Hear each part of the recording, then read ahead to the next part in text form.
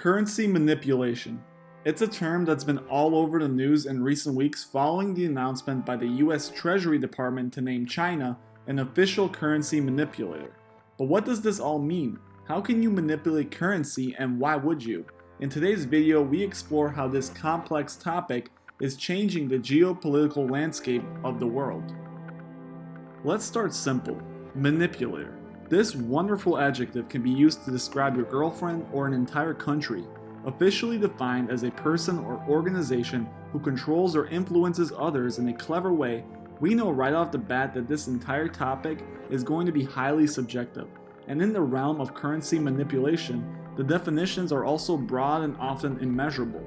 As the video goes on, you will see the hypocrisy and inconsistent decisions we make in order to understand and classify countries as currency manipulators.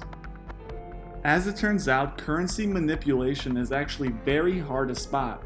In general, we know that countries prefer their currency weak, which may be the opposite of what you would think they want. A weak currency means a country's exports are more attractive on the international market.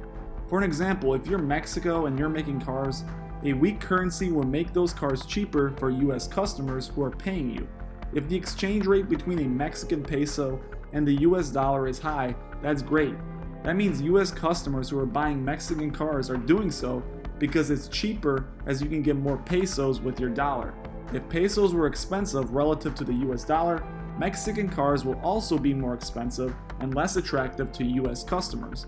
A weak currency attracts offshore buyers and in turn increases exports for that particular country. You might be saying, what about the trade deficit? Well, Mexico, in our example, can use another country with an even weaker currency to balance out its trade deficit. On top of all this, a weak currency allows for countries to reduce their debt obligations offshore, reducing the amount they own. So basically what I'm getting at is there's a lot of benefits to keeping your currency weak, and almost every country around the world has an interest in this strategy, whether they like to admit it or not. One of the most direct ways you can change how much your currency is worth is through direct intervention. That's exactly what the Swiss did during the financial crisis. The value of the Swiss franc began to skyrocket during the crisis, so to combat this, the Swiss National Bank began to purchase large amounts of foreign currency on the open market, selling the franc. Of course, this drove down the price in an effort to solidify its trade position within Europe. Even this strategy is sometimes hard to spot, as there are numerous ways to disguise selling and buying. And on top of this, it's technically not illegal. There is no set of terms or limits or treaties or agreements that tell any state what they can and can't do in regards to large portions of their currency policy.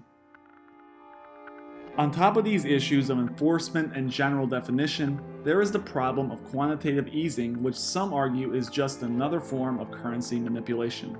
Everyone does it. If the central bank lowers interest rates, the currency is weakened 99.9% of the time. While the goal of quantitative easing is to reduce interest rates, increase borrowing, and encourage spending, the end result is always a weaker currency. On paper, quantitative easing and currency manipulation are not the same thing. One is an interest-based policy, the other is currency-focused. But as central banks began their QE programs, one result was weaker currencies. Intentional or not, it can be argued that QE is in one way or form currency engineering. What is and isn't manipulation will always be a topic of hot debate, and countries will use the term currency manipulator broadly, applying it to various cases, sometimes warranted, sometimes unjust, to achieve their economic and geopolitical goals. Next time you listen to a news report, bear in mind these details. While currency manipulation is a real problem, its true definition is vague and subjective. Nations like China are notorious for artificially weakening the yen in order to improve its ever-expanding export capabilities in attempts to dominate the world economy. But at the same time, other nations engage in similar tactics and receive little to no news coverage. Thank you guys for watching, and make sure you comment below with your thoughts on the Chinese currency manipulation scandal.